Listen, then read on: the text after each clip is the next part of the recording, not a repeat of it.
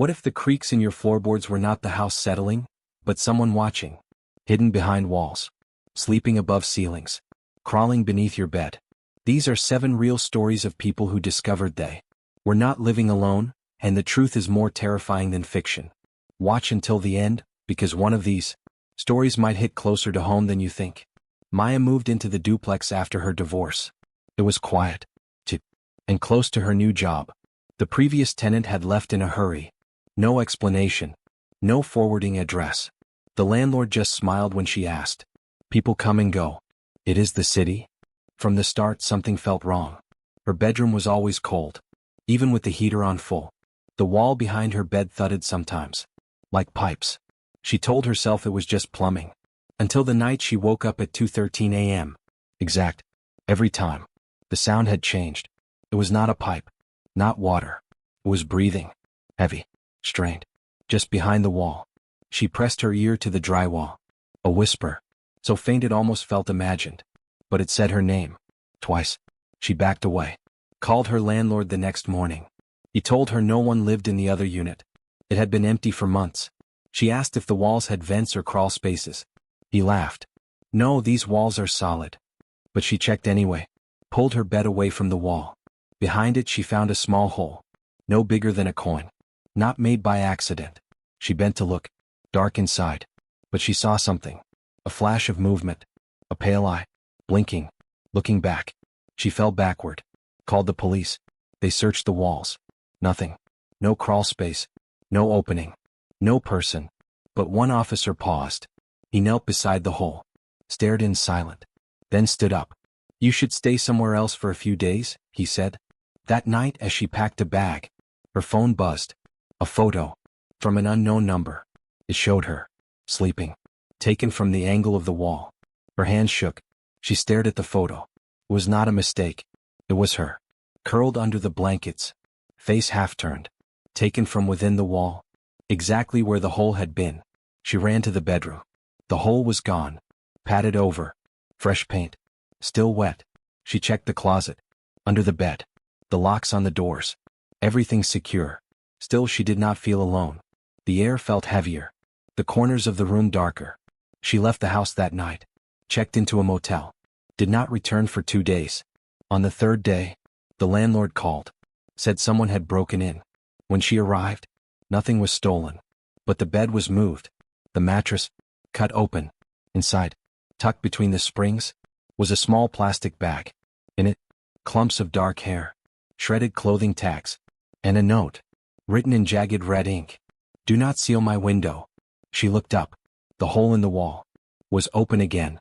She froze, staring at the wall. The hole was bigger now. No longer a crack or puncture.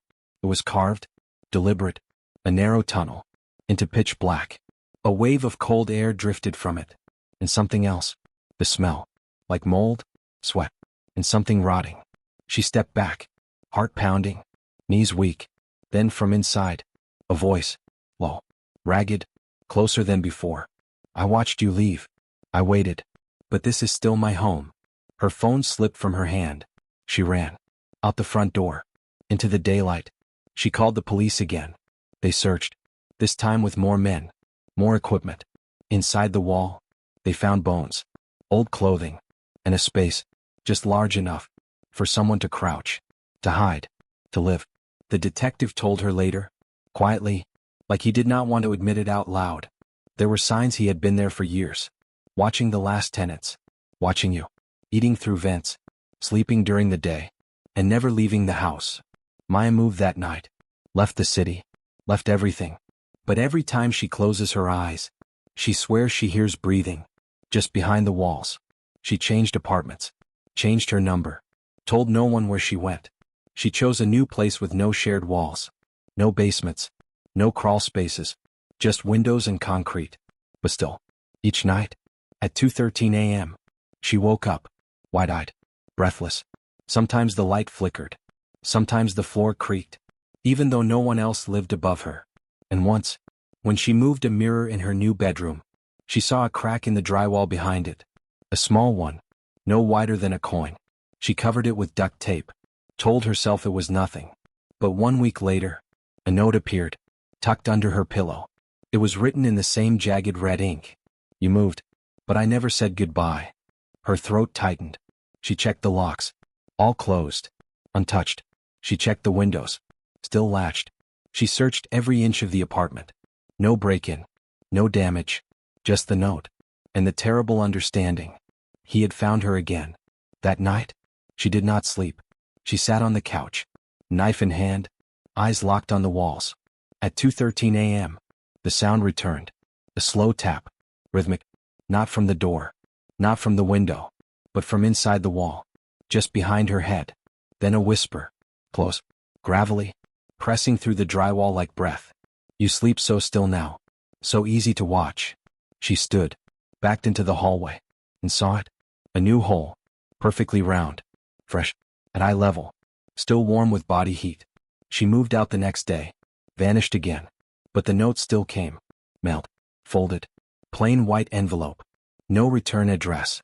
Inside a single sentence. Walls are everywhere. She burned the letter. Changed her name. Rented only top floor units. Concrete walls. Steel doors. No vents. Still he found her. Every time. A hole in a closet. A whisper through the drain. A photo under her door. Always taken from inside. She went to the police again. They checked everything. Said there was no proof anyone was following her. No fingerprints. No signs of entry. One officer leaned in, lowered his voice. Do you know how many cases there are? Of squatters in walls? Crawl spaces?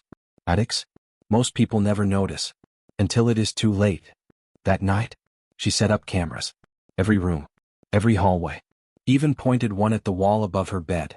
She watched the footage the next morning. Hours of nothing. Until 2:13 a.m. Then, movement. A hand. Slender. Gray. Pushing from a shadow behind the wall. No face. Just the fingers. Pressing. Feeling. Almost waving. Then retracting. The next clip. A close-up of her sleeping. The camera angle had changed.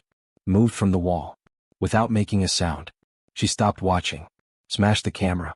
Left everything behind. She now lives in a trailer. Middle of a desert. No neighbors. No walls to hide behind. But sometimes, on windless nights, she hears a tapping. From beneath the floor. And a note. Wedged between the mattress and frame. With one line. Even out here. I never stopped watching. She threw the note into the fire pit outside. Watched it curl. Blacken. Disappear. But the message burned deeper than paper. She tore the trailer apart that night. Lifted floorboards. Ripped insulation. Opened every hatch. Every compartment. No one. Nothing. Just silence. She stayed awake for 3 nights straight. No taps. No notes. No whispers. On the 4th night, she collapsed from exhaustion. Slept till morning. When she woke, the air felt wrong. Still. Heavy. And on the mirror. Drawn with a greasy fingertip. Sleeping again? The trailer lock was still bolted. The windows still sealed. She ran outside. Stood in the sunlight. Shaking. Alone. She left the trailer door open that day. Let the wind roll through. As if daring him to show himself. As if the open air might keep her safe. But that night, she found a small box. Sitting at the edge of her bed. Inside, a piece of drywall. And on it, scratched deep with a nail. You can tear down walls. But I do not live in them. I live in you. She stood frozen. Staring at the message carved into the broken drywall. The truth settled like dust in her lungs. It was never about the walls. Not really. It was about the fear. The watching. The not knowing. He had burrowed into something deeper. Something she could not escape with miles or locks. She took the box outside. Buried it in the desert. Layer after layer of dry earth. Pressed it down. Silent. Gone. Then she turned back toward the trailer. Sunlight stretching long behind her. No more cameras. No more checking under beds. She would not run again. Not this time. Because she finally understood. Some things do not hide in shadows. They live where you fear them most. And now, she had nothing left to fear.